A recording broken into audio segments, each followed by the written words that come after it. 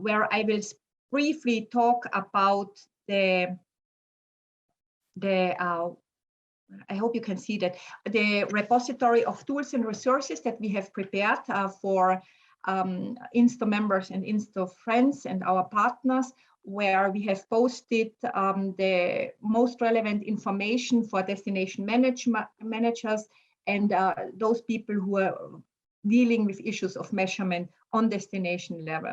So this repository of tools and resources is available on the UNWTO website, where you have the link to the INSTO observatories, and there you find on these 11 key issue areas the relevant publications. The strategic thinking behind this is on the destination level is of use, in particular with measurement frameworks and indicators can be found here. So by clicking on these symbols here, you will be brought to the key issue areas. I have where you will then find the publications. We have revised all UNWTO publications, but also from international partners and research institutions that we have then posted online. Given that our today's webinar is on the topic of energy management, we have here prepared for you the excerpts on the indicators from the most relevant publication, which I internally call the green publication, but it's the Indicators of Sustainable Development of Tourism Destinations, a guidebook that we consider, although it was published in 2004, still to be a guiding document because it's very comprehensive with more than 50 key issue areas that are covered there, with more than 500 indicators that are proposed there. And here in this context, I wish to refer to the first 3 excerpts from this green book. So that means when you click on this, you will come to PDF files that we prepared for you on this topic.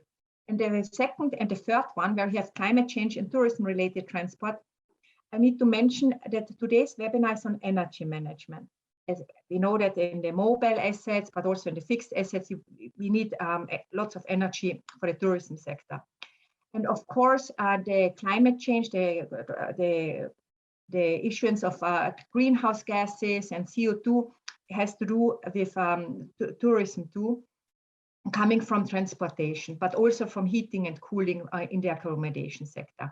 Today's webinar is more on energy management in the poor sense, meaning we are limiting ourselves to energy management as such, but of course we will touch upon climate change mitigation, but also on transport when we come, for instance, from Anna from South Tyrol, but also Lisa from Yukon will touch upon the issue of transportation, for instance.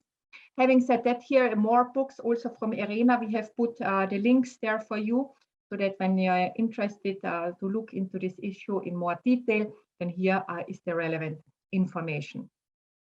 Having said this, the excerpts that we prepared for you then bring you to the indicators that are proposed from the publication are here on the right side in the upper corner, the 4 indicators that are proposed, the baseline indicators.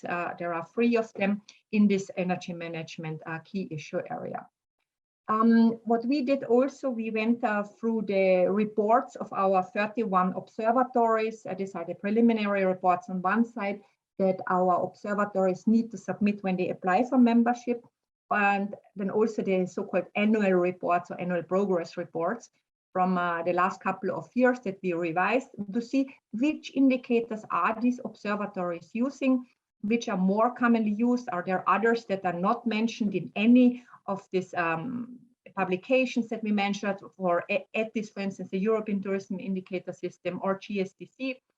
So here's a short overview from the observatories. Some of the observatories do not yet monitor energy as such, but they are supposed to do this because this is a commitment of our observatories to do so. So here you see that one of the indicators, 5.1, per capita consumption of energy from all sources, is one indicator that is more commonly used than others. There are also some other indicators on the left side after the name of the observatory in green color that they are destination specific, so to say. But this exercise allows us to assess the more often used indicators that are used. So I'm coming to these 2 ones that are reflected here. For us, interesting to see that some indicators are used more commonly. Probability data is available. The utility of the indicator is a good one, but then others are not used as such. Having said this is a short introductory remarks from my side for setting the scene a little bit for the coming speakers now. With this, I'm finishing